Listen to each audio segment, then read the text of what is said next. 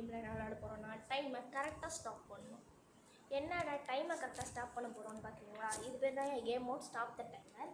நம்ம எந்த அளவுக்கு கரெக்டாக ஸ்டாப் பண்ணுறோமோ அந்த அளவுக்கு நம்மளுக்கு வந்து நிறைய கோல் விழுப்புது. சரி வாங்க நம்ம இப்போ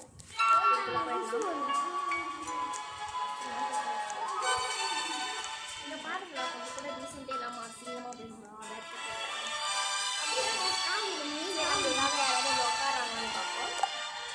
உட்காந்துக்கிறாங்க. இன்னும் 6 செகண்ட்ஸ்க்குள்ளே விளையாட போகிறோம். பாருங்க ரீசெண்டே இல்லாமல் அசிங்கமாக பேசுகிறோம். சரி வாங்க போகலாம். சரி இப்போ நம்ம கரெக்டாக நிற்கணும். வாங்க இப்போ 6 செகண்ட்ஸ் கரெக்டாக நிற்கணுமா?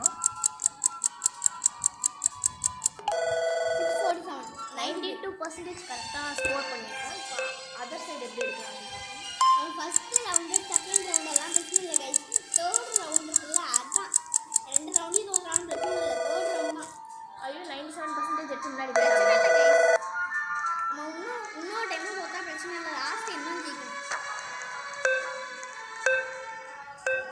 இந்த செகண்ட்ஸ் ஆனால் 7 செகண்ட்ஸ்க்குள்ள இருக்கணுமா? டைம் அதிகமாகிட்டே போகுதுல்ல. ஆமாம் இதை போகாமல் நிற்குமா நமக்காக? இப்போயே 92 என்ன போகுதுன்னு தெரியல.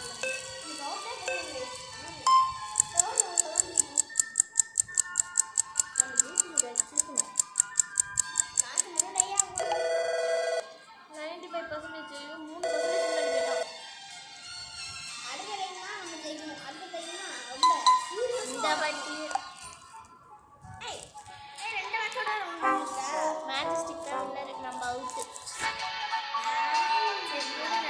ஒன்று போனால் என்னங்க இன்னும் அடிக்கும். நம்மளே பலியாக வாங்கிட்டான். அது நாங்கள் ஏழில் விளாண்டதுனால டக்குன்னு அவுட் ஆகிட்டோங்க. சும்மா நான் காமிக்காத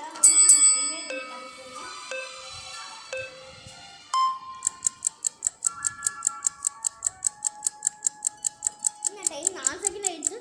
இரு ஐயோ 75 இது டேப்ல